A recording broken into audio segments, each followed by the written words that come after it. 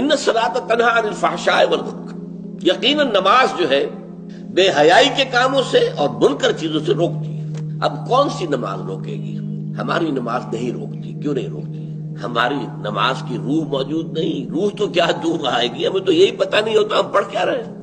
It's a parrot like repetition, یاد ہے بس پڑھ دیا جلدی سے جلدی کیا اور اللہ فیصلہ۔